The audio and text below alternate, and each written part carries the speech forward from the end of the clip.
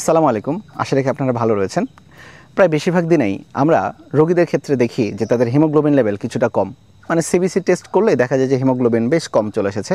আর haemoglobin কম আসলে আমরা জানি যে তার বডিতে আয়রনের কিছুটা ঘাটতি রয়েছে। তো আয়রনের কিছুটা ঘাটতি যদি আমরা পূরণ করতে পারি, সেটা খাবার হতে পারে, বিভিন্ন প্রাকৃতিক খাবার হতে পারে, ঔষধের মাধ্যমে হতে পারে।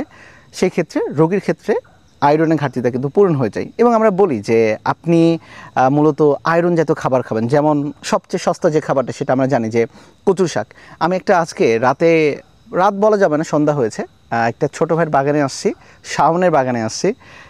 অ্যান্ড ওর বাগানে কিন্তু আপনারা পেছনে দেখতেই পাচ্ছেন চমৎকার চমৎকার কি সুন্দর কালারের মালটা। তো এই মালটার সাথে আপনাদের সাথে কিছু জিনিস শেয়ার করি আর কি। ওইটা অর্গানিকভাবে চাষ করছে আর কি মূলত। তো ওর বাগানে আমি প্রায় আসি ফল নিতে আর কি।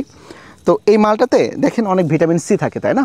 মনে রাখবেন যে জিনিসটা, সেটা হচ্ছে আয়রন শুধু খেলে হবে না, আয়রন আমার বডিতে বাইন্ড করতে হবে। আর আয়রন বাইন্ডিংয়ের জন্য সবচেয়ে ভালো উপাদান হচ্ছে ভিটামিন সি।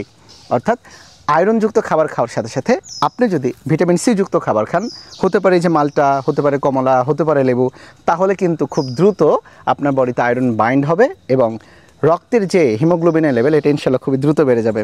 তো একটু রাত হয়েছে, এই জন্য আমরা মূলত ফ্ল্যাশ লাইট দিয়ে, এবং এইখানে অনেকগুলো মালটা রয়েছে, সুন্দর সুন্দর মালটা। এইখানে একটা, তারপর এইখানে একটা মালটা, এবং আমার মনে হয় যে এই মালটাটা আমরা এখন একটু কাটি আর কি। খুব দারুণ লাগে আর কি মালটাটা।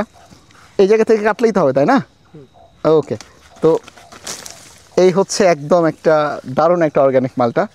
শাওন পেছনে, ক্যামেরার পেছনে, খুবই চমৎকার একটা ফল ইনশাল্লাহ। মানে ফল কেটে খাওয়ার একটা মজা, বাগান থেকে একটা আলাদা ধরনের মজা।